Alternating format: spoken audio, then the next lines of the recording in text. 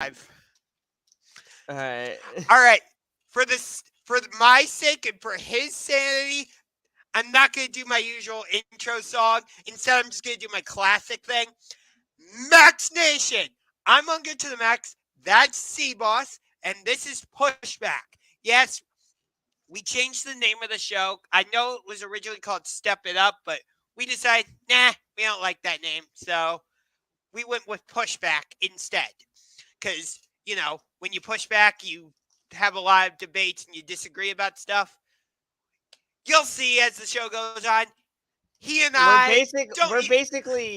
We're basically that one show with Shannon Sharp and Skip Bayless, but without Skip Bayless's annoying voice. Okay, got it. And we already have a viewer, George Malahead. Hello, guys. Hello. We Hello. are on the road to the biggest show of the year, WrestleMania. We'll get to all the wrestling stuff in a few minutes. But we have a couple other things to get to first. Of So course. don't worry, I have a timer so we actually don't run over on topics and whatnot. All right. um So so big first up, matchup. yeah, so the Suns are going to be taking on the Mavericks on Sunday, which means we get KD against Kyrie Irving. Which is the first time they've faced each other since either of them have been traded from the Brooklyn Nets. Right. So that is going to be really interesting. Yeah, that is going to be a very, very interesting match. I'm just wondering. Go Go ahead. ahead. No, you go. Okay. Do you think it's going to be similar to when KD returned to Oklahoma City for the first time and him and Russell Westbrook were like going at him, butting heads? I don't think, because Russ and KD had a lot more time to work together than Kyrie and KD did. Okay. I definitely think those two are going to be, trash talking each other, but I don't think it's going to be on the level of volatility that Russ and KD had. Okay, fair in enough. 2017. Gotcha.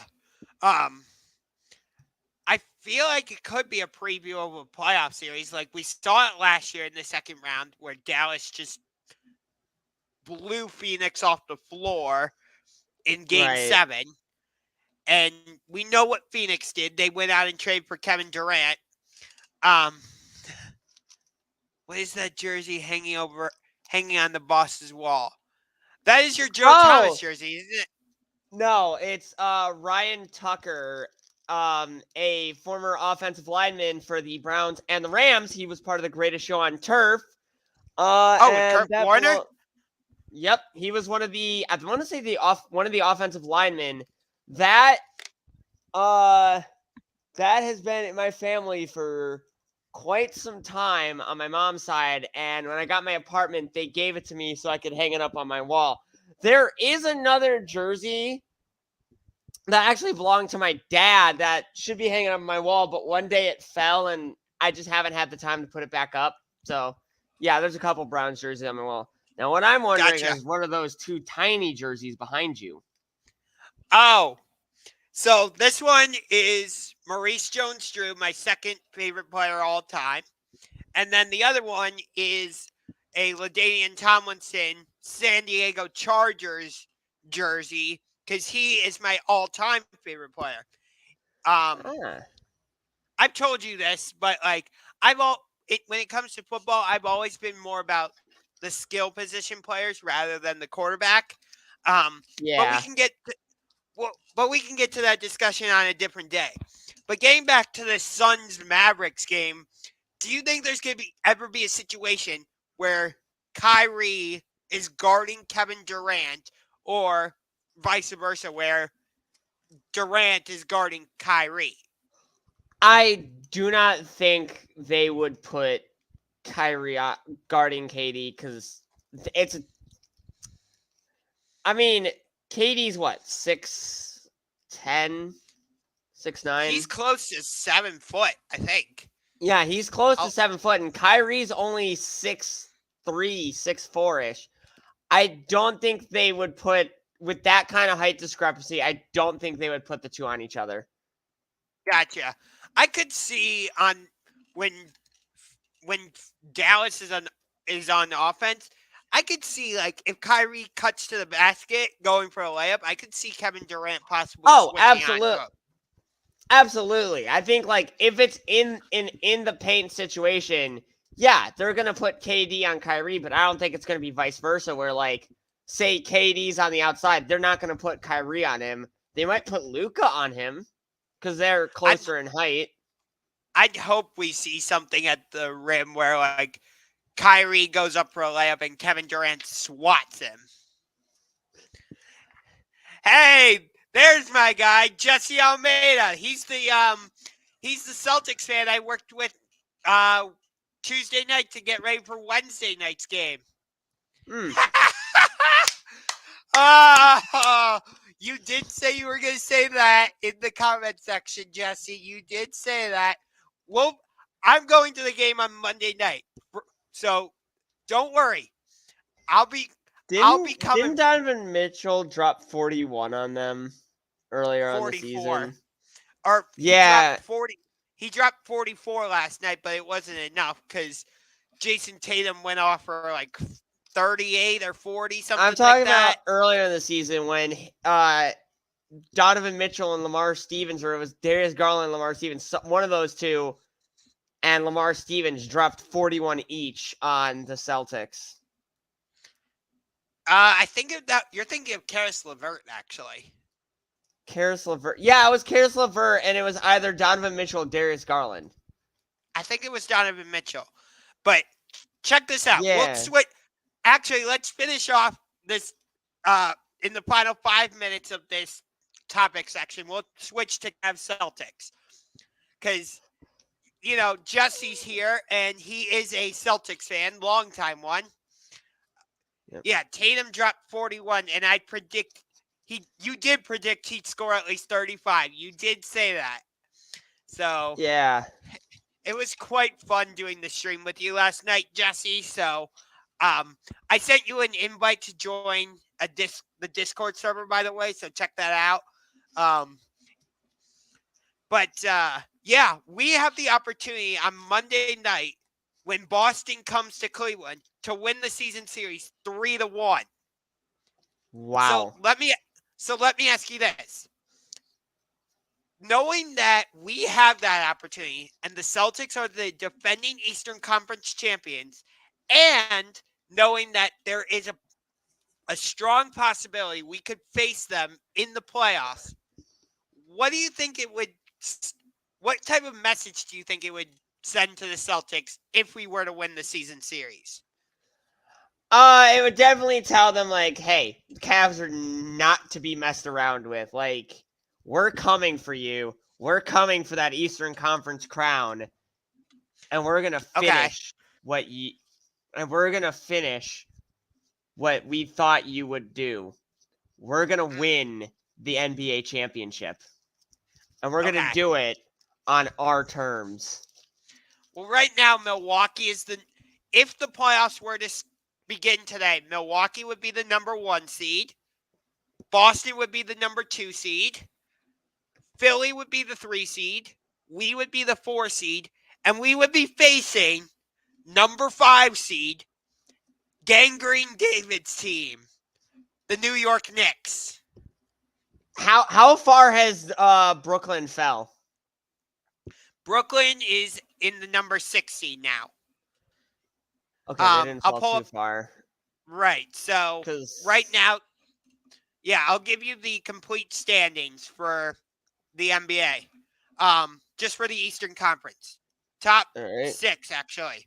So it's Milwaukee 1, Celtic, Boston 2, Philadelphia 3, Cleveland 4, New York 5, Brooklyn 6. Who's in the play-in right now?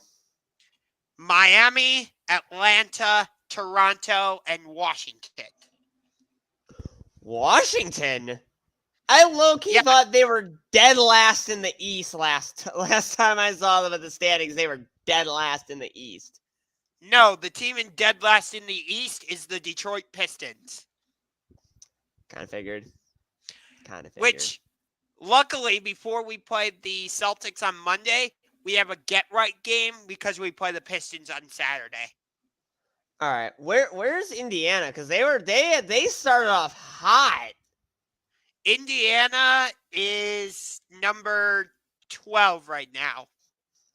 Okay, They've so there's a Yeah. couple teams in between them and Detroit. yeah Charlotte's yeah obviously cooked. Charlotte is ahead of Detroit, and so is Orlando. Those are the teams between Indiana and Detroit. Yeah, because I remember all these people were like saying, "Oh, Charlotte's gonna be a promising team. Charlotte's gonna make the playoffs."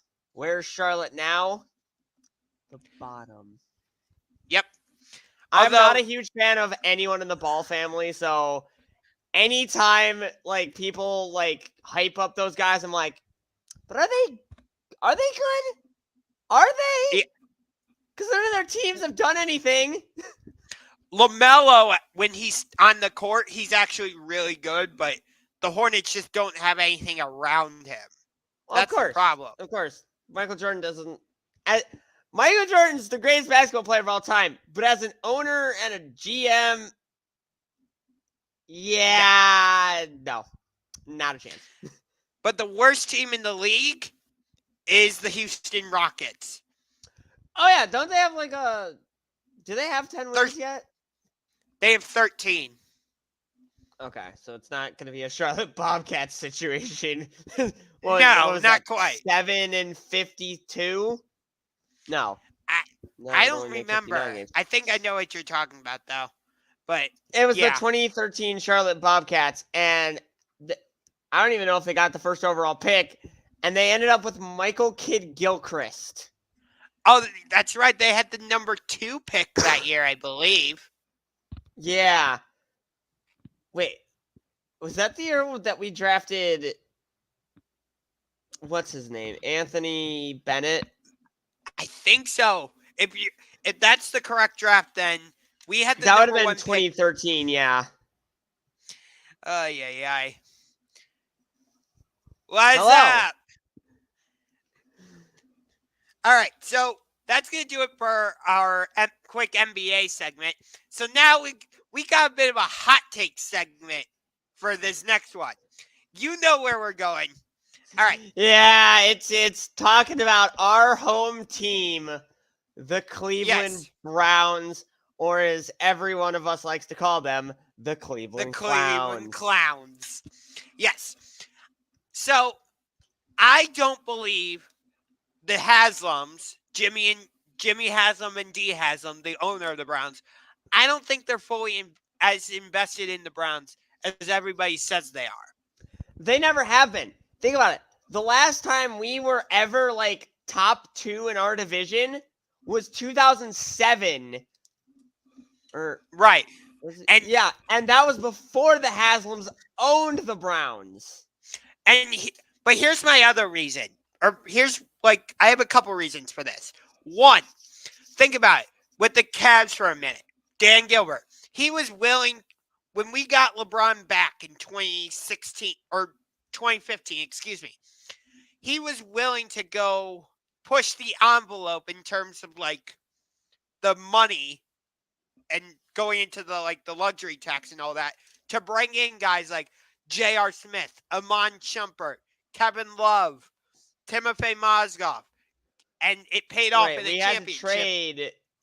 We had to trade someone who was our first overall pick in Andrew Wiggins to get Kevin Love, and then mid-season we made a trade for Amon Shumpert, J.R. Smith, and Timofey Mozgov. The next year we put in a trade for Channing Frye, who was a very nice front court piece on our second unit.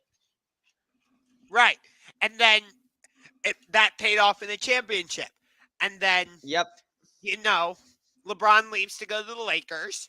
And we have a relatively down year that first year. But then what happens? We go out and we trade for Jared Allen as part of that huge. I think it was That was the third year without LeBron. Because the second year, we had drafted Darius Garland. Okay. But And you then get the my third point. year, there was that 3-team trade. We got Karis LeVert. No, we didn't get Karis LeVert. No, that was the year. You're talking about different trade. Right. But he was also a former net. But the overall point, though, is whether we have all the details right or not, is like in the post-LeBron era, we go out, we draft Darius Garland, we draft Evan Mobley, we trade for Jared Allen, we have a successful year by getting to the play-in tournament. I know we didn't beat Brooklyn and we didn't beat Atlanta, but still. You were really angry about that one. Yes, I was very angry about the Atlanta game, but we don't need to get into that. But then this year, Dan Gilbert's like, okay, I see the potential of our team, and he gave the approval to Kobe Altman to say, yes, let's trade Lowry Markkanen, Ojai Abaji, and Colin Sexton, and go get Donovan Mitchell. And look what's happened.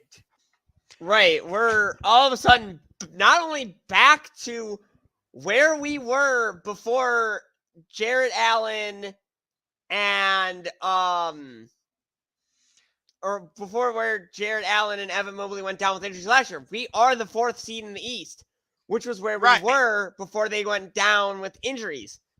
Right. And at parts last season, we were the number 1 seed in the East.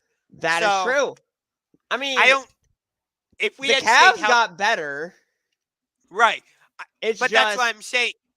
Everyone else got better around us as well. Right. And last year, I don't think we would have stayed as the number 1 seed. I think Milwaukee and Boston would have eventually caught us. But if we had stayed healthy, easy 3rd, 4th seed. Correct, yes. Whereas, and again, we're not trying to turn this into a Cavs discussion. We're just saying, look at what Dan Gilbert is a better owner than the Haslam. But I will give the Haslams this. At least they are willing to spend money, unlike the owner of the Cleveland Guardians. Yes, but here's my problem with the Haslams. Whereas, what we were just talking about, it feels like Dan Gilbert is fully invested in making the Cavs, into a good team and a championship contender. It doesn't feel like the Haslams feel the same way. Because, think about it. They just bought a 25% stake in the Milwaukee Bucks. And back in 2019, 2020-ish, they went out with a committee of people and bought the Columbus Crew. And that move prevented them from moving to Anthony Austin. Precourt from moving them to Austin. And that move did pay off for the Crew. In the long term, they got absolutely screwed because now all of the top players from that season where we won the MLS Cup gone. Exactly. And think about this. If you remember, as soon as I think it was immediately following them getting the Crew, didn't Columbus get a new stadium? They did, yes. And it's at the old stadium's still up. It's right next door. There's actually a music festival in May. Okay. But my overall point, though, is yeah, the Crew immediately got a new stadium. Actually, they didn't play in that new stadium until several months after winning the Cup. Because, everyone thought, the Cup game is going to be the last game at this stadium. No, it was actually several months later, and they lost the last game at Historic Crew Stadium. At least I think they lost it. I don't remember. Oh, at Map Free? It's no longer called Map Free. It's called Historic Crew Stadium. Oh, but But my overall point, though, is like Stupid the dome. Browns can use a new stadium with a dome, maybe, but nope. Haslam's don't want to do that.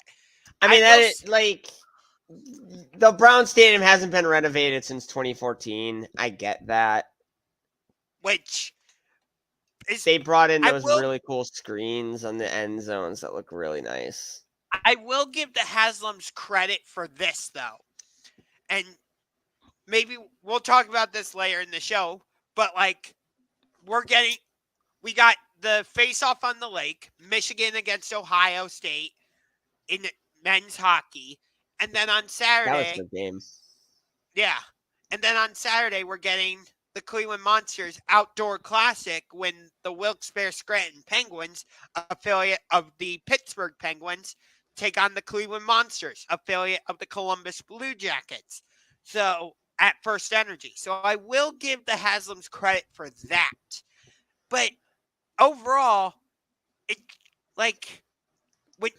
it just doesn't feel like they're invested in putting a good team together. Like, think about this. Also, like, let's look at the Steelers and the Roonies.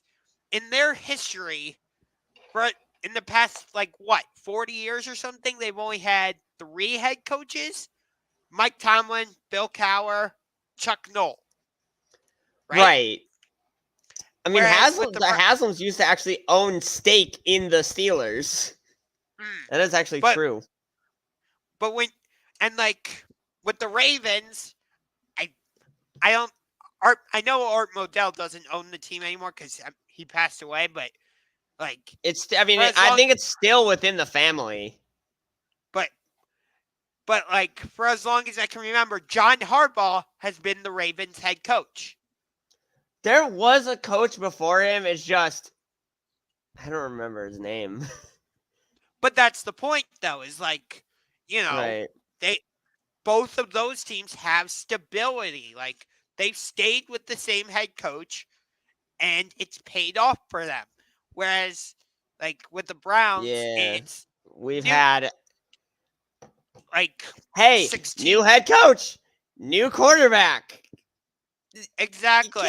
You can't have successful results with that. Right. So I don't believe the Haslams, like I said at the beginning of this segment, I don't believe the Haslams care about winning as much as they say they do. I really don't. Right. I don't either. They're going to have to prove it to me. Cool. You went out and traded for Deshaun Watson and gave him $230 million. What did that get you this season? A suspension that should have been taken care of a year earlier when he was still with the Texans. That part aside, but okay, you can't read too much into this season. I get that because of the suspension and all that, but still, I don't know. The Browns don't even know what a Super Bowl is. The last time they won it. To be fair, neither do the Lions, the Jaguars, or the Texans. I'll give the Texans a pass. They didn't exist prior to the 21st century. Okay, at least Lions. At least the Jaguars, Texans, and Lions have all hosted the Super Bowl. The Browns haven't done that. I don't think we can with our capacity. And this city, it's not built to host a championship. It couldn't. Yes, but here's the thing. If the Browns were to build a dome stadium, I bet you the NFL would bring the Super Bowl here. I'm not talking about just the stadium. I'm talking about the city itself. Do you not see how run down downtown Cleveland is? But I will say this to push back on you. There's the name. The NFL draft was here just a few years ago. I mean, the draft is one thing. A Super Bowl is a whole other thing. They put tickets up for Super Bowls 5 years in advance. Trust me, I get it. The Super Bowl and the draft are not the same. Not the same. But it's doesn't it still say something to you that the NFL is willing to bring a big event to Cleveland? Of course, of course. I mean, Right. the other issue is we do have one of the smaller stadiums in the NFL. We'd have to Right. expand it a lot just to get onto the level of some, and that issue doesn't just plague us, it plagues all 4 teams in the AFC North. None of these 4 teams in the AFC North have or could host a Super Bowl in their current stadiums because they're too small. Okay. So I'm looking at the seating capacity of Lincoln Financial Field. And according to Google, it says the seating capacity for the Link, that's where the Eagles play, is 67,594. Why am I telling you that? Because that's where WrestleMania is going to be next year. Right. So the Browns have a similar seating capacity. I believe. Let me double check though. Are you saying to bring WrestleMania to Cleveland? Because I would love that. First Energy Stadium is 67,895. That's more than Lincoln Financial Field. Come on, Vince. So bring Mania to Cleveland, man. But here's the thing. They're not going to bring WrestleMania to Cleveland because we're on the lake and you don't know what the weather is going to do. That's true. That's why we need a dome. Come on. Bingo. Because if the Browns get a dome stadium, they would have a better chance of hosting, big events. Like maybe March Madness would, whoever decides where the Final Four should I go. don't think it would be a stadium thing. If the Final Four were to come to Cleveland, you would think that it would go to our actual basketball arena at Rocket Mortgage Fieldhouse. No, the Final Four, they do it at football stadiums. What? Yeah. The basketball court would be too far away. Last year's Final Four was at the New Orleans Saints Stadium. How could people in the nosebleeds see? When the Final Four was in Minnesota, it was at the Vikings Stadium. Yeah, it's that big that they do it at football stadiums. Why? Because there's basketball arenas. They do the first and second rounds and the Elite Eight and regional finals there, but no, for the Final Four and National Championship, they do it at the football stadiums because it attracts. The national championship I can see. That's probably one of the biggest games in college basketball. Yeah. Well, the Final Four is the same weekend basically as the national championship. Oh, right. That is true. But yeah, but you get my point. If we had a dome stadium, there would be a better chance that Cleveland could host the Super Bowl, WrestleMania, and maybe the Final Four and National Championship. So that's our overall point. All right. So you know what subject we're on now, because we got a big pay-per-view this weekend. Which one? We've got 2. What? We've got 2 big pay-per-views this weekend. UFC 285. I almost called it 258 again. And, of course, Sunday night is Double or Nothing. No, not Double or Nothing. I was going to make that joke, but it is AEW's Revolution pay-per-view at... Is it SoFi or is it at the Forum? Chase Center. Oh, it's in San Francisco. That's right. It's not in LA. Why did I think it was in LA? I have no idea. But no, I'm talking about AEW Revolution. Okay, we can tie in UFC 285, but no. You said on the schedule we were going to talk about UFC 285. Aye. Anyway, we're focusing on AEW Revolution. Get it? Got it? Yes. Good. We gotta throw our predictions out there for each and every of the 7 matches. There's Okay, I didn't think we were going to do that. Guarantee you that. I can guarantee you Swerve and Keith Lee is going to get added. It's going to get added on Rampage. And there's nothing we can do about it. So right now there are 8 matches on the card. 7. Okay. So it's you got MJF versus that's Brian the main Cage event. In a 60-minute Iron Man match for the World Championship. You're killing me, Tony Khan. You're killing me. Do you not want us to go into work well rested on Monday, dude? I'm pretty. From what I've heard, Monday is a holiday. Actually, I don't know. Really? But I don't get holidays off because I work in retail. But okay, so we have that match. We have the Texas Death Match. Jon Moxley versus Jon Moxley and Hangman Adam Page, who's got the second best buckshot lariat in wrestling, only behind Logan Paul. Then we got the 3-way matches, they're calling it. I'm just going to call it a triple threat match for the AEW Women's Championship. Jamie Hayter versus Ruby Soho versus Saraya, which that whole feud has been built around, which side is Ruby Soho going to pick? The AEW Originals or the Outsiders? Give Ruby the title. Give her the title. Just give her the title. But nobody wants Jamie Hayter as champion. Just give Ruby Soho the title. Everybody loves Ruby Soho anyways. I'm sorry, but I want the women's championship hasn't been good since it was taken off of Britt Baker anyways. DMD. She's my girl. You know that.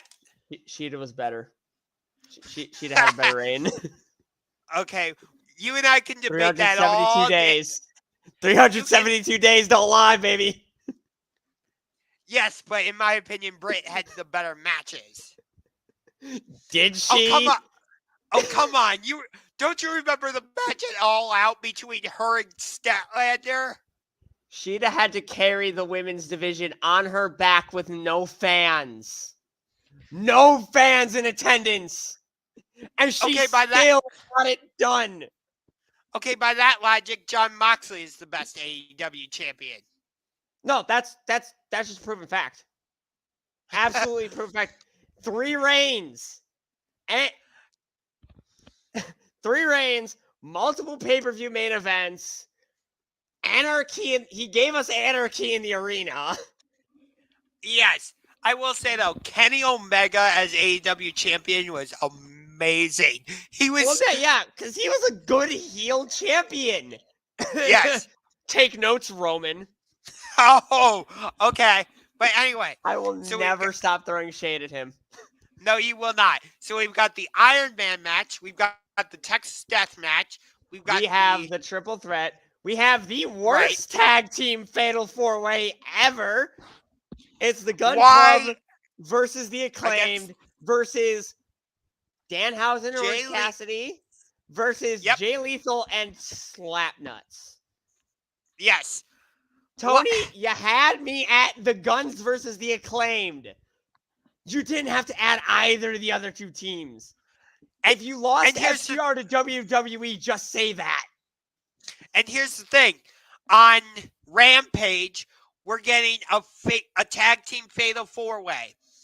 It's going to be Claudio and Wheeler Yuta versus Aussie Open.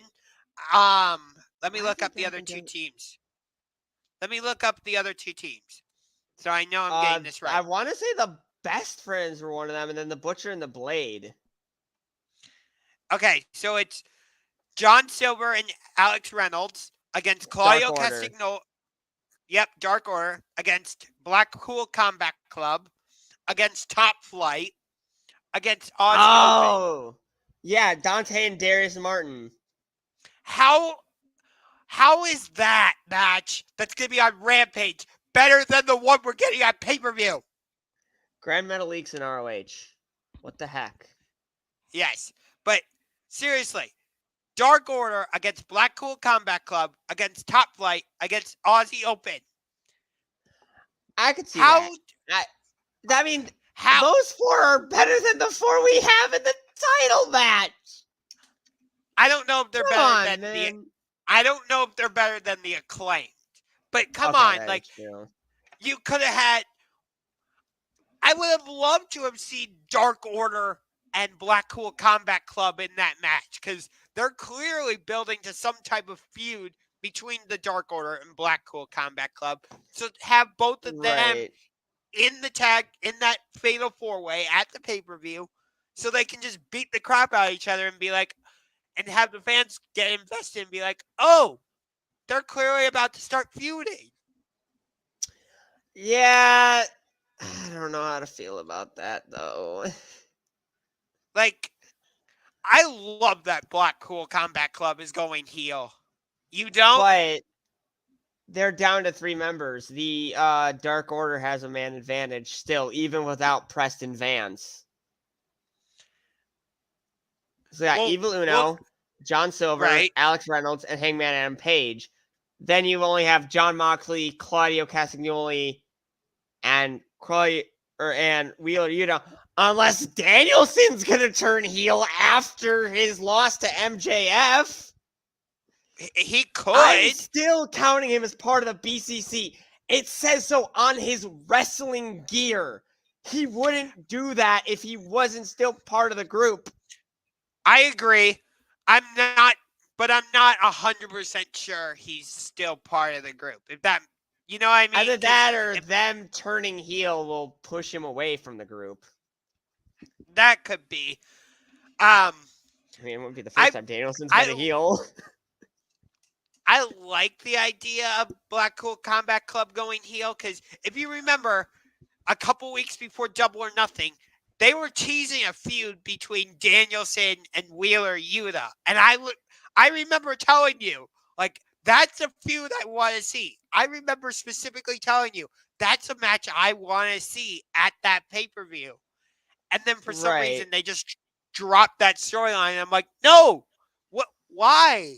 Like, because Wheeler Yuta was gonna eventually join the Blackpool Combat Club.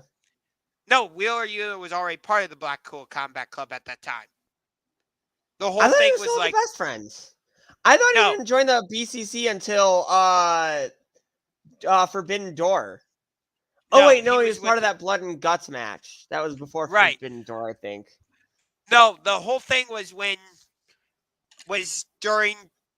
like after the Jericho feud with Danielson about Daniel Garcia, and Wheeler Yuta was saying to Danielson, like, did you not see me? Like, because you know that Danielson was leading. Like, that was after All Out, not after Double or Nothing.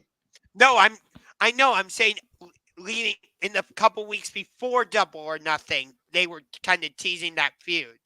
No, that was before Full Gear. I don't think so. Because the Daniel Garcia stuff happened before and during All Out. Right. I know. Which is after Double or Nothing. Okay. The point is, whatever the order is, it doesn't really matter. The point is, at one point, they were teasing, like, Wheeler Yuta versus Danielson, and Wheeler Yuta's whole thing was like, why were you trying to recruit Daniel Garcia? Did you not see me? Like, have you not seen what I can... Pure champion, although he did lose it briefly to Daniel Garcia. It's weird that they took the belts off of Claudio and Wheeler just to give it back to them. Right. But my point is, like, I want to see them actually do the feud between Danielson and Wheeler Yuta. Like, I would actually like to see a proper match between Danielson and Moxley, because we didn't get that, because the one we had at Revolution last year was interrupted by William Regal. And that's what created the BCC. No, that is incorrect. They had a proper match.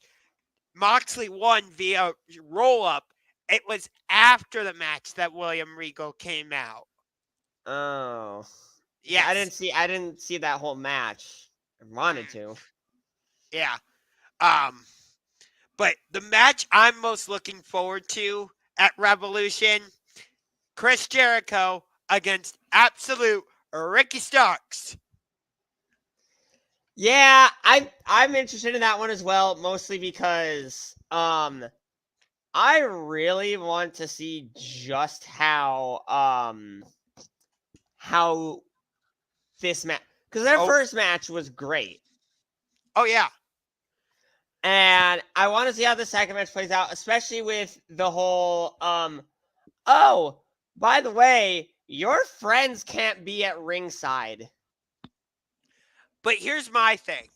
While that like stipulation or addendum is in place, I bet you they pull some sort of referee spot that I mean, that's how it works. That's how heel wrestling works. Because remember, they do that literally every time Roman Reigns is in the ring, and it annoys me.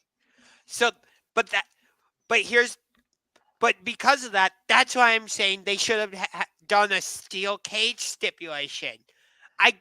I hear what you guys are all saying in the Combat Sports Fans Discord server that not every match needs a stipulation. I get it. But well, the other thing is a steel cage match doesn't prevent intervention.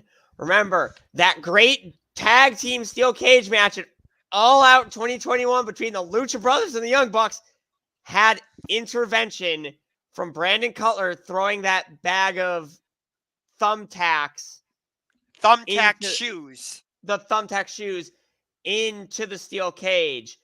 The steel cage match between Britt Baker and Thunder Rosa.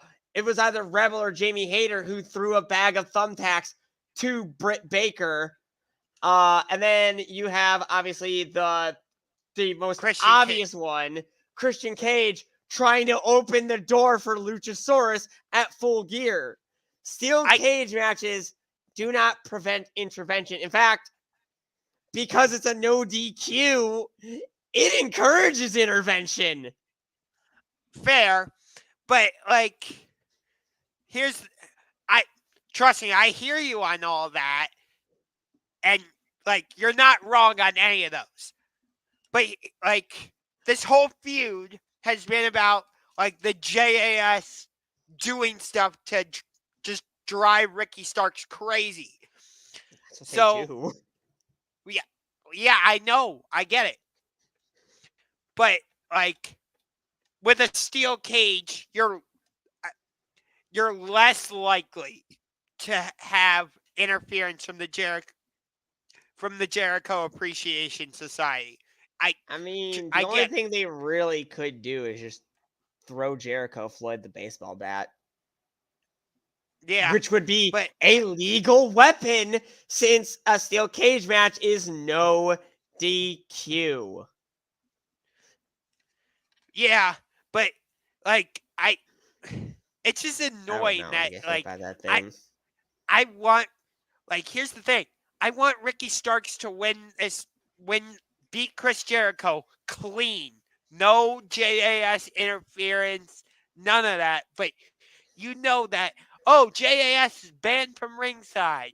There's going to be some type of, the referee's going to be distracted, and, like, Sammy Guevara or Daniel Garcia is going to come out and just beat the crap out of Ricky. Well, no matter what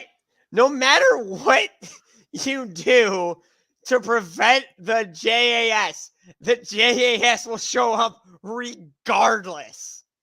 That is true. Make it a steel cage. Whether you make it a TLC match, whether you make it, this club is banned from ringside, they will show up regardless. That is their dedication to Jericho.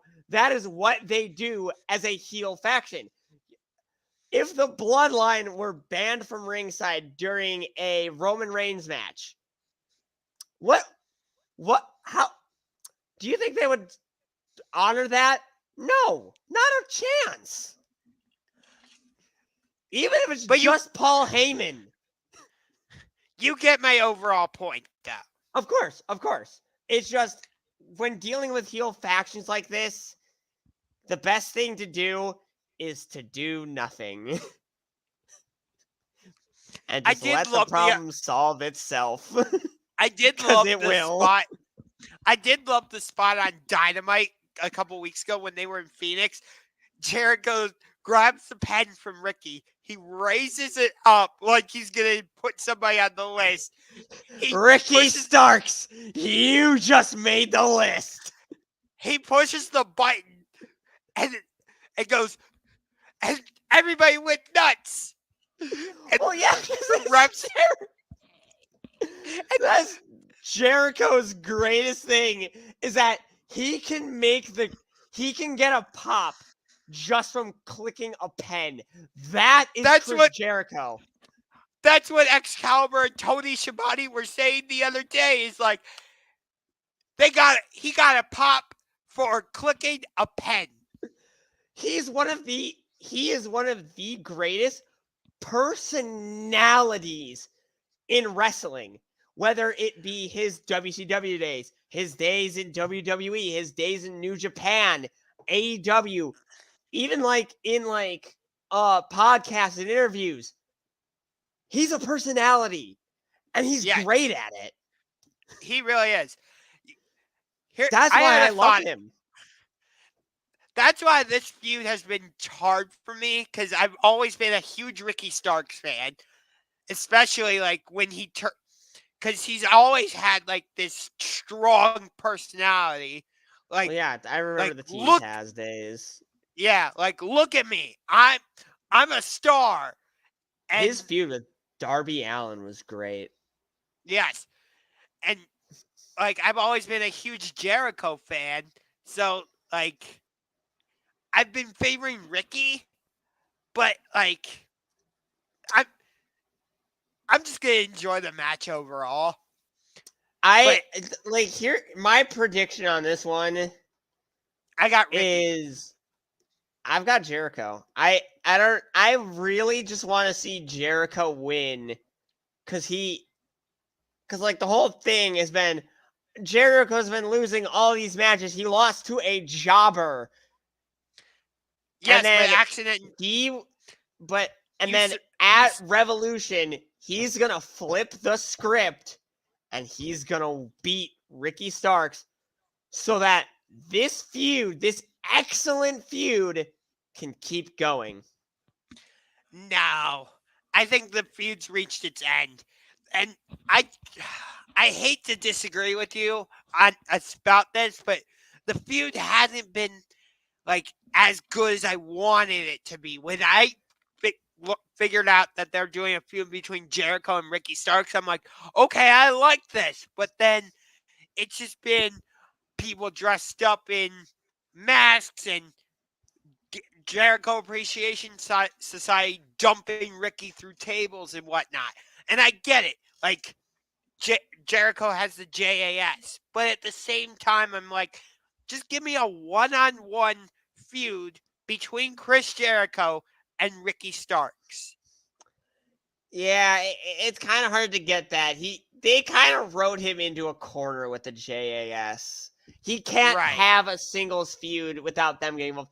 All right, we talked enough about this match. Let's get on to the next match, the one that was just recently added, as recently as Dynamite yesterday. Christian Cage versus Jungle Boy Jack Perry.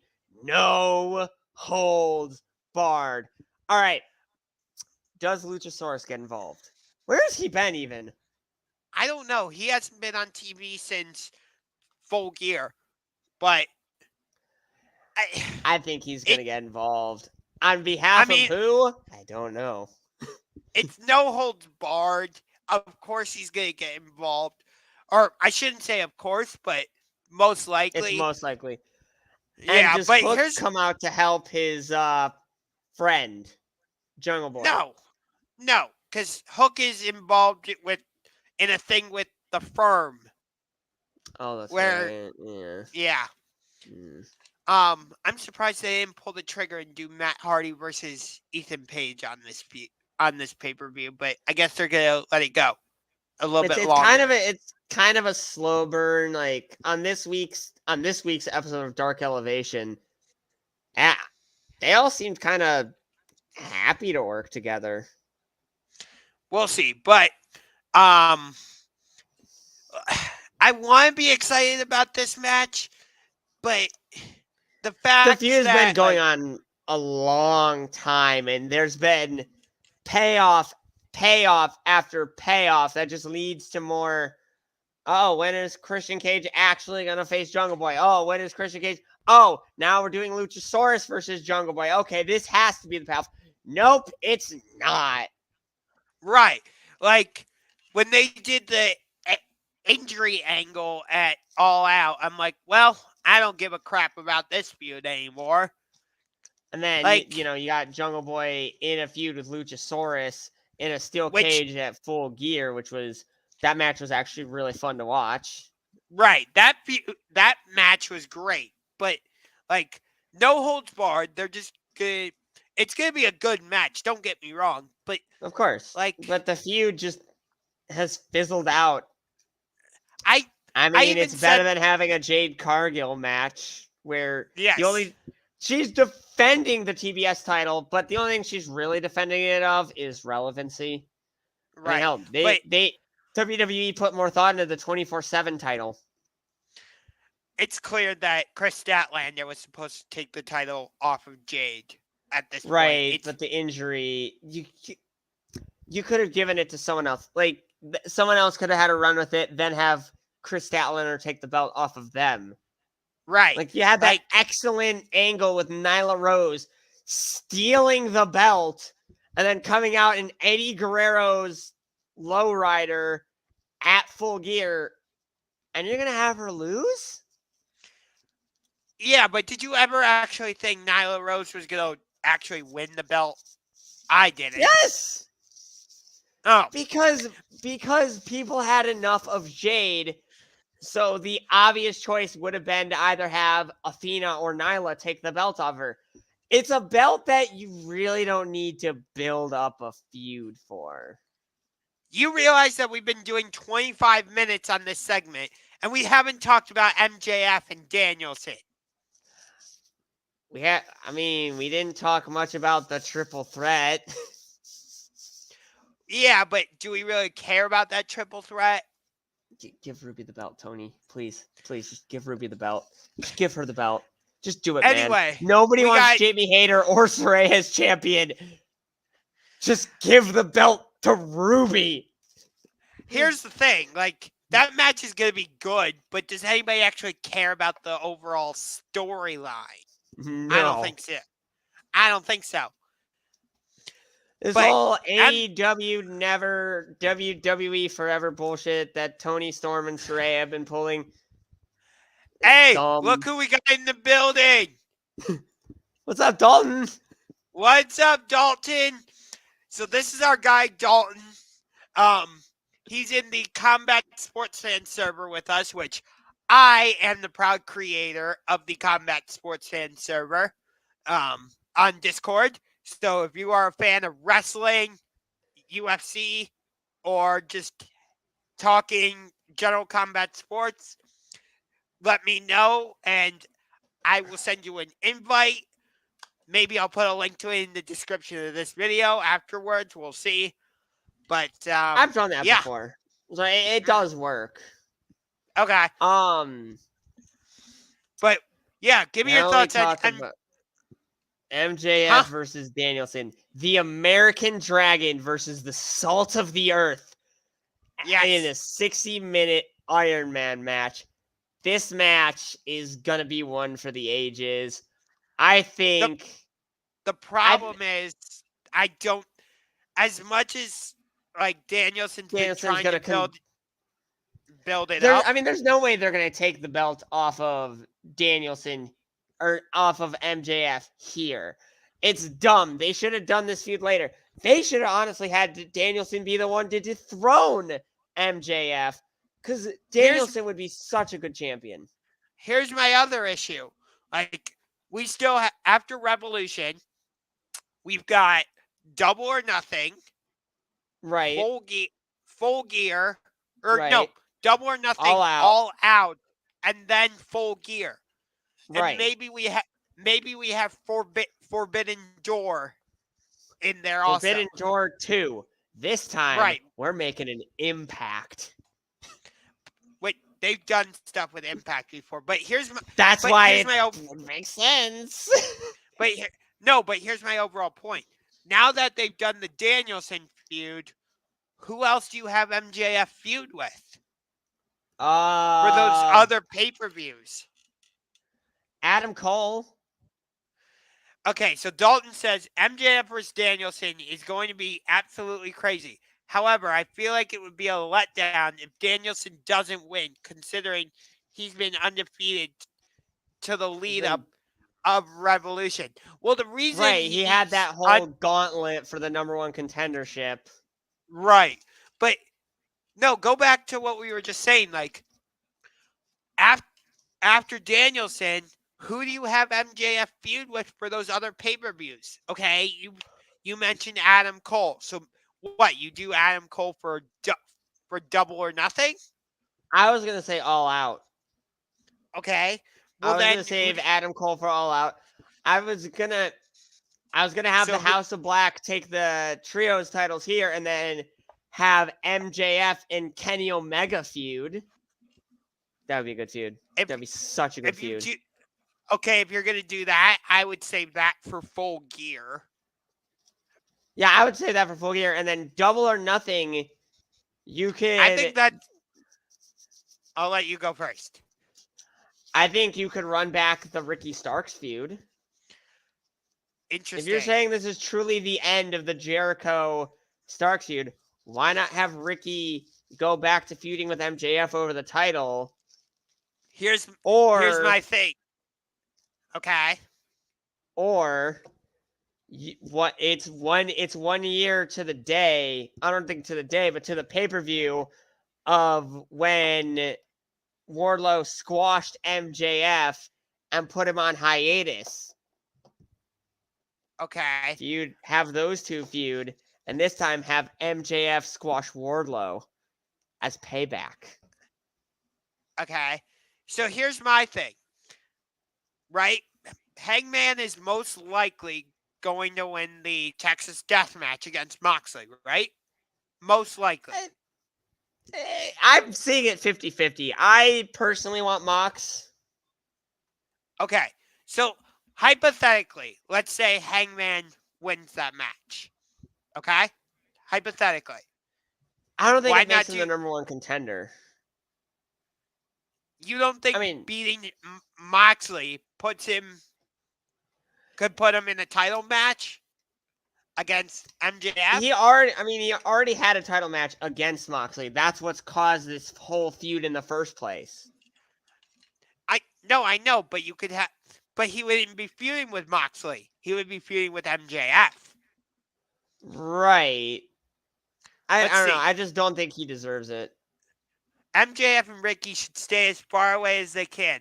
They are both having such great runs as singles competitors. I don't want the momentum for Starks to be ruined.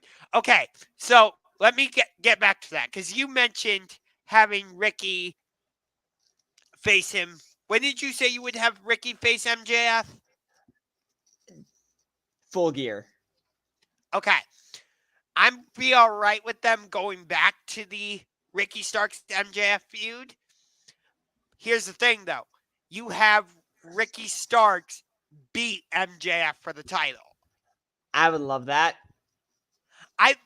Come on, it makes too much sense to do that too, because we got the mini feud at Winter's Coming, which their promos were great. So there's no way, that's kind of what kicked off Ricky Stark's singles run. I know he had his program with Powerhouse Hobbs, and he had some great programs there, but I feel like what really got his singles run going properly was his championship feud with MJF in my opinion, anyway. So Right. knowing that you revisit that feud at Full Gear like you suggested, but this time have Yeah. Ricky win. I don't think they're going to have MJF lose this year, though. Because remember, We'll there was see. that whole thing of him, I'm going to take this belt to WWE in 2024, all that shit. Right. The Battle War of 2024. The We'll bidding see. war, yeah. Yeah. Which I feel like that's legit, but at the same time, It's got to be a work. at the same time, yeah, I feel like it could be a work. Let's see. Ooh, MJF and Powerhouse? Well, Powerhouse Hobbs won the Face of the Revolution ladder match last night, so he's going to face the winner of the Samoa Joe Wardlow match, which we didn't even talk about that one. Who do you even have win that one? With Powerhouse Hobbs winning the Face of the Revolution ladder match, I feel like it's got to be Samoa Joe who wins. I mean, but Samoa Joe and Wardlow never really feuded. Well, or no, they Wardlow and Powerhouse Hobbs. But wasn't it Powerhouse Hobbs who was always attacking Wardlow for the remember on the TNT right? title? They had their triple threat match at Full Gear. Right, but leading up to that, I'm saying It was he didn't attack Powerhouse Samoa Joe. He didn't attack Samoa Right. Joe once. He only attacked Wardlow. So have Wardlow win this, and then have that lead into their feud, and say Wardlow's like, I remember you always attacking me for this, and now you want to face me for it. Here's the problem: is the winner of that match between Samoa Joe and Wardlow has to defend against Powerhouse Hobbs next week. Do they? Because it's at a time of his choosing. It's at a time of his choosing. No, Wardlow versus Samoa is very dumb. It shouldn't have been on the card. I personally would have them on the pre-show if TK really wanted it on Revolution. Okay, so if you're putting Samoa Joe versus Wardlow on the pre-show, what match would you have replace it on the pay-per-view? I know what match I would have replace it. Swerve versus Keith Lee. No. They did it. They did the match on Rampage last week. Action Andretti versus Sammy Guevara. Oh my god. No, I wouldn't have it against Sammy Guevara. I would have Action Andretti face Daniel Garcia at Revolution, if anything. So you would do that Rampage rematch then? Yeah. Because they did that match. Okay. Either that or have it be Action Andretti versus Sammy Guevara versus Daniel Garcia in a triple threat. Or as they call it, a three-way match. I still call it a triple threat. It would kind of be like how the Roxanne Perez, Gigi Dolan, JC Jane triple threat went out. But I don't think Sammy and Daniel would actually go at it the way the former Toxic Attraction did. Hey, we thought that about in the Ring of Honor World Championship Fatal 4-Way match. And what happened? Sammy and Jericho went at it. And Danielson and Claudio went at it. That is true.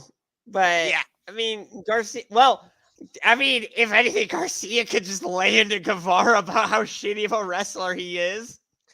I think we're slowly teasing a feud between Sammy Guevara and Daniel Garcia. I think that I would like it. Maybe winner gets to stay in the JAS. Maybe, actually. I have Garcia winning that. Because Daniel Garcia as a sports entertainer is awesome. It was hilarious, though. Like, do you remember when we were at AEW in Cleveland? And You're a wrestler. A wrestler. Right. All right. So we'll switch over to the other pay-per-view this weekend because we got the return of arguably the GOAT of the UFC, arguably, John Bones Jones. I still don't put him above Anderson Silva or GSP. You could could you make an argument that Stipe's in the GOAT discussion? Only for the heavyweight division. Only Fair for the enough. heavyweight division. Okay. If Kamaru Usman hadn't lost the belt to Leon Edwards at 278, I believe it was, I would have put Usman in the GOAT discussion. I mean, Seriously. you still can. It's just he's not even the GOAT in his own weight class. Because GSP, George St. Pierre, is the welterweight GOAT, undisputed. There's no other name you can throw out that is better than GSP for what he did. True, but I feel like Usman could at least be put into the conversation. I put him at number 2, just under GSP. Okay. So you're fine with me including him in the conversation then? Of course. But there's one other name you have to throw out for GOAT status.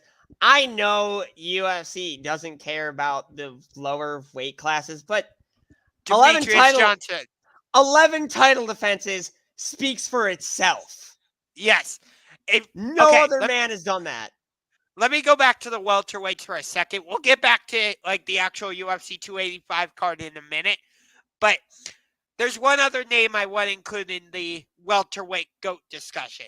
GSP 1, Usman 2, Ruthless Robbie Lawler. You can't leave him out. Oh, of course. One of the longest reigning welterweight champions. One of the longest tenured welterweights. Has had some of the greatest fights in welterweight history. Did you see his fight against Carlos Condit at UFC 195? I want to go back and watch that fight. I've gone back and watched it. Oh my god! Is it in your top 5 best fights of all time? Oh, it for sure is. That was one of the best fights I have ever seen. Okay. Easy. Granted, I've only been like invested in UFC. That's actually, even though I didn't watch UFC 195, that's kind of the pay-per-view that really got me into UFC in the first place. Because like I was watching some of the lead up to UFC 195, and then I went back and watched some of the highlights, and I'm like, oh wow, this is actually really cool stuff. 198 was when Stipe won the heavyweight title, right? Yes, I remember watching that pay-per-view. That's the pay-per-view that was my first experience of UFC ever, was 198 when Stipe won the heavyweight belt.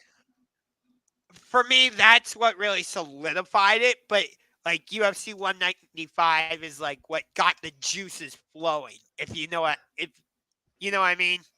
Yeah, I had watched UFC 200 because it was an anniversary pay-per-view, and it did not live up to the hype. Well, Brock Lesnar shouldn't have even been in that fight in the first place against Mark Hunt because of the whole USADA testing pool thing. Well, they had to change UFC 200 around because of the whole John Jones thing with the drugs and all that. So they had to bring in Anderson Silva, and they made Nunes versus Misha Tate the new main event and all that. But getting back to what's actually going down. John Jones is facing Cyril Gane. John wants a match with Stipe, actually. And Stipe's going to be at the event on Saturday. Yeah, he will be in person. Brandon Rogers, what is up? I will be working with Norb again because the Browns play your Seahawks this year. So, let's see. What's Dalton got? My first experience with UFC was with Conor McGregor. I believe my first pay-per-view was when Ronda lost to Amanda, or Khabib winning against Conor. Khabib winning against Conor, that was 228, wasn't that? 229. 229, that's right.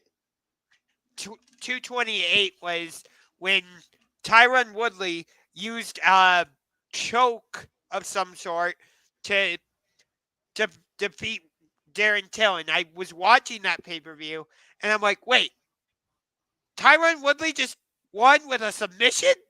What? Right? Like, It was whack, so weird. man. His It two was fights again, his first fight against Stephen Wonderboy Thompson was one of the best fights. And then their second fight was like a major letdown. Oh, yeah.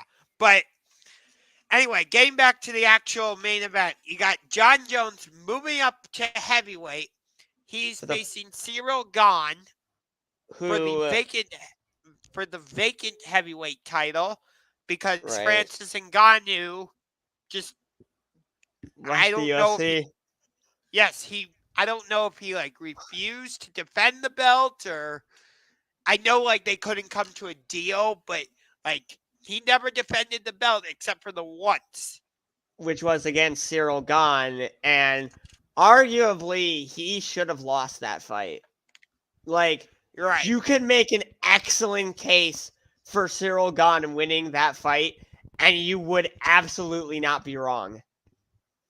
Like, I looked at the stats. Cyril Gahn had outbested Ngannou in every category, but Ngannou somehow was able to wrestle. Right. But like I think Jones is probably gonna win this fight. He's the favorite, but do not count Gahn out by any means. Go ahead. He's right now the quickest and the most agile heavyweight. He is not going to be an easy opponent for Jones, especially for his first fight in 3 years. I really think that Jones is being thrown into the lion's den. I do agree with you on that, but here's my thing. I feel like Jones has more options in terms of how he can actually win the fight, whereas I think Jones has more weapons. Yeah. I don't know like Cyril Gahn's full skill set, but like with Jones, he's able to control that distance. He can hit you with the spinning elbow. You know, like he'll reach out and control you like this type of thing. And like, oh, you're going to come in here? Bam! Hit you with the elbow. Like he'll fake like he's going low and go up high. Things like that. So I just think Jones has the wider range skill set. Right. But do not Gahn's skill set got him to a title fight in his first 11 fights in the company. Trust me, I'm not discrediting what Cyril Gahn can do. Like, I think it's going to be a competitive fight. I'm not saying, like, Jones is going to go in. He can wrestle. He can dodge. He can knock out. He's pretty much what heavyweight John Jones is going to be. Those two are of the same sort of fighting style, except for Gahn is more wrestling centered, while Jones is more stand-up. Right. So Dalton wants to know, any thoughts on Valentina Shevchenko defending her belt against Alexa Grasso? Because they're the co-main event. Valentina's going to win. She's unbeatable. Yeah. She's unbeatable. The closest anyone came to beating her was in her last title fight against Santos.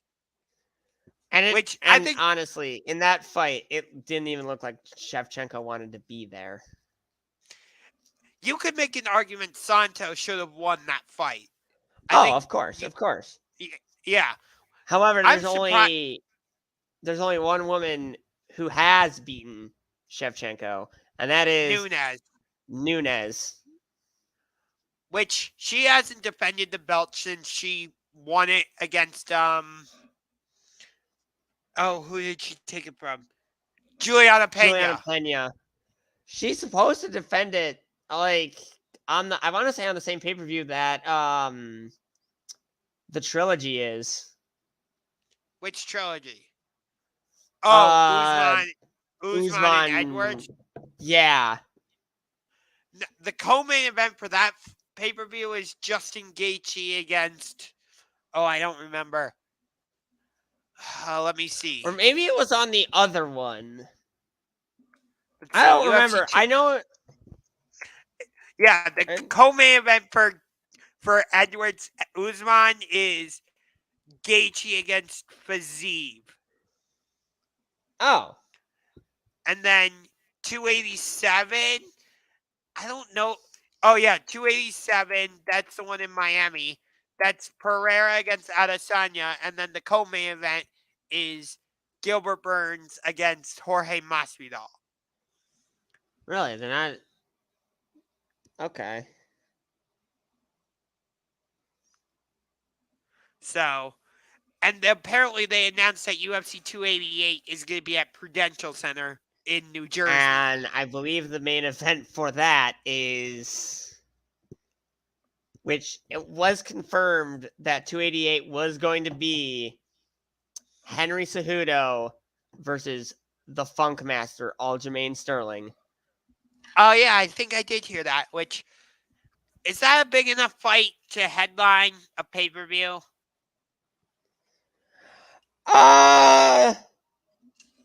In New Jersey, yeah. I mean, Prudential Center is not that big of an arena. It's not that big of a venue to host like a big event. And plus, the New York, New Jersey area is Sterling's home turf. So, it's Dave. I think Dave said he might go to that event since it's not that far from him. I mean, he did go to Full Gear, which was in the same arena, I think. Yeah, Dalton even said he thinks it's big enough to headline in New Jersey. Well, absolutely it is. New Jersey ain't that big. Ain't that big of a... Oh, Cody Garbrandt is... I could have sworn he retired. Oh. I know he's fighting at 125 now. The fact that at one point Cody Garbrandt was the bantamweight champion, and now he's on the... When he fights on Saturday, he's going to be on the prelims. Is kind of sad. I definitely agree. This part, I do not agree with Dalton about. It would be better if Sugar Sean O'Malley was in the main event against Sterling. No. I don't like Sugar Sean O'Malley. I don't like him. You good over there? Yeah, I'm good. I don't know about Sugar Sean. I don't know. Like, one thing, I want to like him, but it's just a lot of his wins. Like, his win against Piotr Jan should not have been a win. And I do not like Piotr Jan at all. I thought it was very immature on his camp for constantly calling out Sterling after they told him to, throw that illegal knee. No, that's Peter. You're talking about Peter Yan. Piotr Jan, yeah. Oh. It's pronounced Piotr, not Peter. Oh. Ay. You know what I mean. But one thing I do know is I don't know if the only way I'm going to watch a UFC pay-per-view now is if it actually works at the Silver Spot movie theater at Pinecrest, or if they actually get the thing this time. Right. Either that or when like the replay becomes available to watch on ESPN Plus. Because Dana White, I'm sorry. I'm not paying $80. No. I'm not paying $80 to watch a UFC pay-per-view. No way. Like, okay, like, yeah, AEW pay-per-views are $50. so they're not too much like cheaper, but at least like with those you get good matches, and like with our group, the rest of our group actually enjoys that. You know, like Yeah, the rest of our group like never really got into UFC the way you and I right. did. So, They we're got. gonna watch. Right, we're gonna watch We're gonna the watch AEW AEW. Revolution. We're gonna watch WrestleMania, Right, and I think we'd all have a good time for Mania. It's one of the biggest pay-per-views, if not the biggest pay-per-view in wrestling history. it's the Super Bowl of wrestling. It's the show of shows, the showcase of immortals. Right. But we're which WrestleMania is at football stadiums. Always. It used to be an arena show, but it has since evolved to be a stadium show. Yes. Which, speaking of stadium shows, we were talking about this earlier about the Browns getting like a dome stadium and the Haslams and all that, and we kind of teased it. But yeah, this Saturday, First Energy Stadium is hosting a game. However, it's not a football game. A hockey rink is in the middle of First Energy Stadium. And it has been there for a couple weeks now.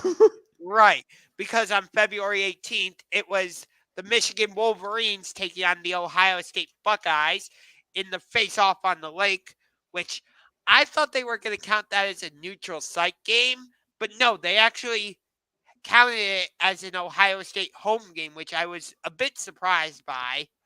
I mean, it's in the state of Ohio. Fair. A lot of people in Cleveland are Ohio State fans. Yeah, that's fair. But still, I would have thought, like, since it's a neutral site game, they might count, or at a neutral site, I would have thought, like, they would count it as a neutral. They did kind of have, like, a whole neutral site thing with the,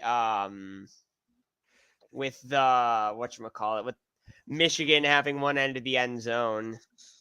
Yeah, but, like, everything was Ohio State, like. But that's how it's going to be for on Saturday.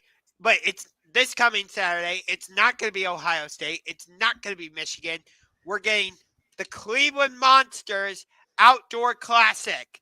The Wilkes-Barre Scranton Penguins, affiliate of the Pittsburgh Penguins, taking on the Cleveland Monsters, affiliate of the Columbus Blue Jackets. And formerly affiliate of the Colorado Avalanche. Correct. They totally did Wilkes-Barre versus Cleveland on purpose because, like, being that the Penguins are the affiliate of Pittsburgh, like, they felt like, okay, this might get Pittsburgh fans to make the drive to come to Cleveland for this game. And there are plenty of Penguins fans in Cleveland. Right, which two of them are talking to you right now. Yes, we are Pittsburgh Penguins fans. Been one since 2003. You can't call me a bandwagon. Didn't even know the Blue Jackets existed. I'm dealing with the remnants of a cold, so forgive me on that one. But, however, since this game is in First Energy Stadium, and this could be a once-in-a-lifetime thing, we're not going to be rooting for the Penguins. We will be rooting for the Monsters. Yep. Although last year when the game was at Rocket Mortgage Fieldhouse, we did root for the Penguins.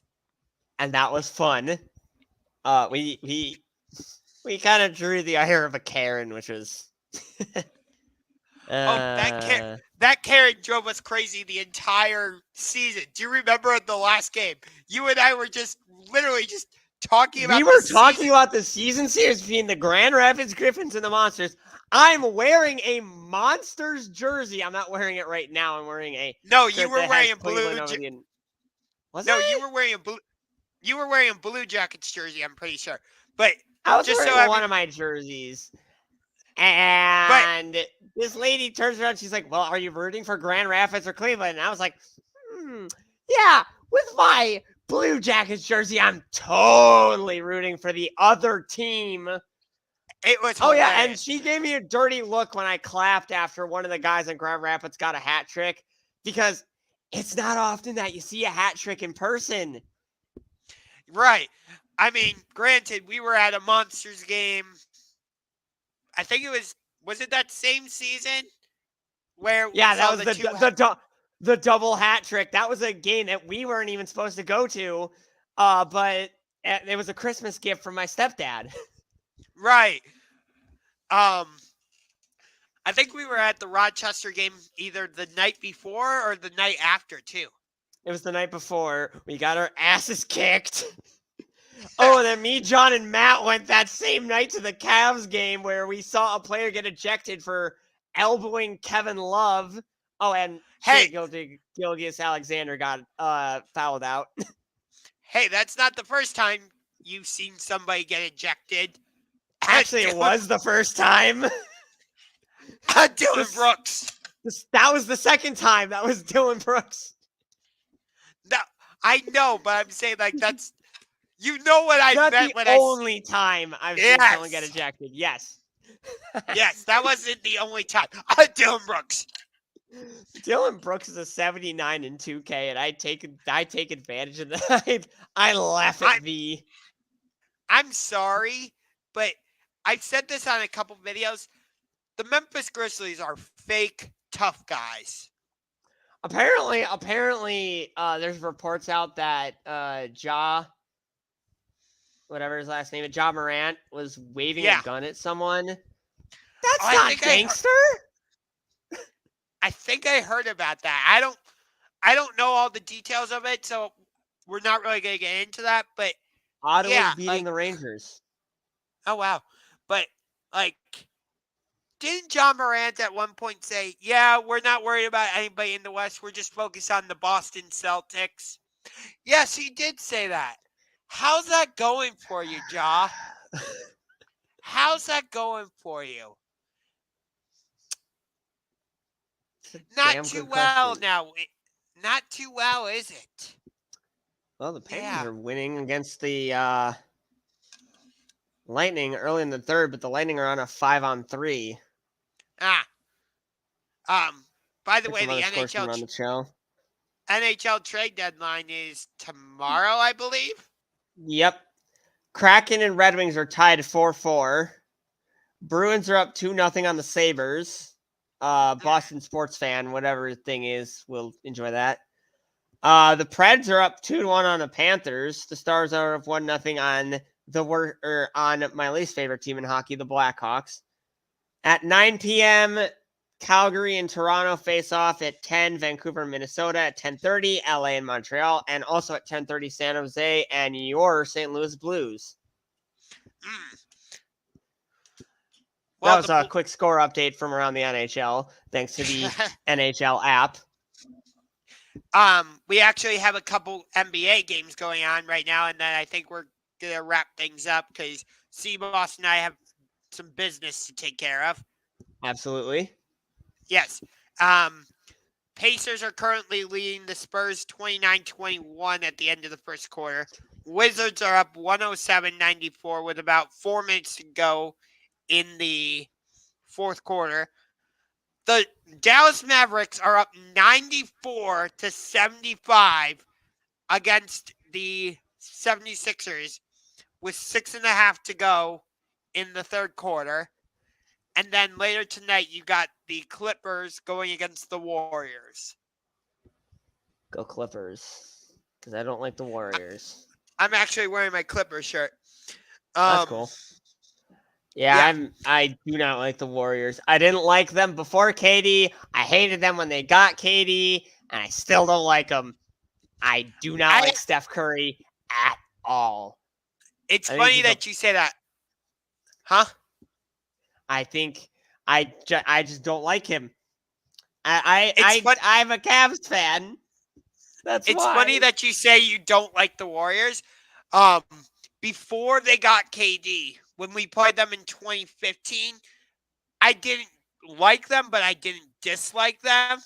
Like, I did like how when they won the championship, I was obviously disappointed, But at the same time, I'm like, okay, at least they did it the right way by drafting Steph, drafting Clay, drafting Harrison Barnes, and I mean, the drafting Spurs did the Draymond. same thing the year before with because they traded for Kawhi on draft day No, but because he I was know. originally drafted by the Pacers.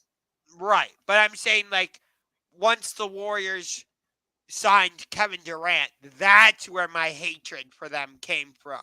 Oh yeah, because he pulled like the ultimate. She wants to say hi. Hi, Bastet. Ow. But I think we're You wanted going to to wrap come up things. on my. Yeah. You just came up here for that ball of receipt. Jesse Almeida. He's a big Boston Bruins fan. Yep. Oh, they got Bertuzzi. That's right, because they put Taylor Hall on LTIR and got the cap space to get Tyler Bertuzzi. Yep, and they extended they're David pulling they're pulling a Tampa Bay Lightning. Yeah, here's the thing, Jesse. I do not like the Boston Bruins, but I used to not like them. I'm okay with them now. There's only two teams I hate in the NHL more than any other team, and that is the Chicago Blackhawks and the New York Rangers. Okay. I still have a strong dislike for the Bruins. However, I love David Pastrnak. Pasta and Bergeron are my two favorites. Fuck Marchand, though. I would put McAvoy in there.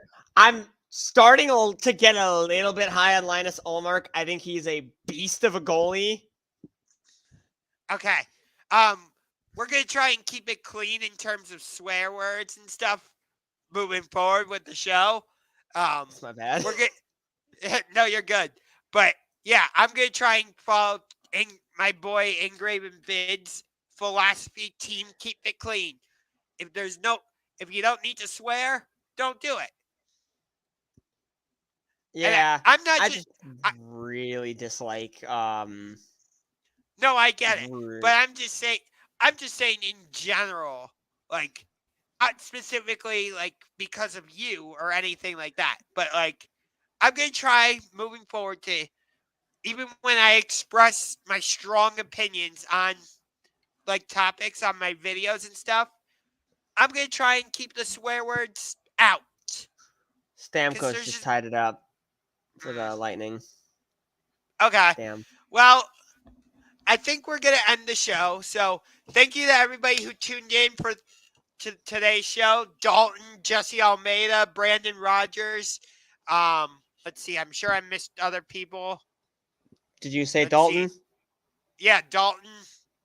Let's see. George Mallahan,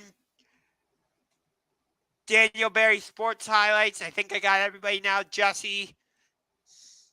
So, and yes, I know Tatum dropped 41 and you predicted he'd score at least 35. Don't worry. Vengeance is coming for you on Monday, Jesse. Don't worry. You were at the game yesterday. I'll be at the game on Monday. So, you get what's coming for you, Jesse. You get what's coming for you. We're frenemies. That's how I describe it. We're frenemies.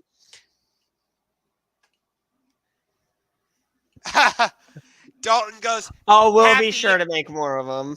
Yes. Yep. Glad you had a good experience. But again, we're going to end the show. If you liked what you saw, make sure you punch that subscribe button like a UFC fighter. Hit that like button with the Judas Effect, courtesy of Chris Jericho.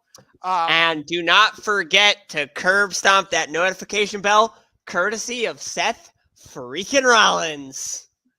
Oh, yeah, that part too.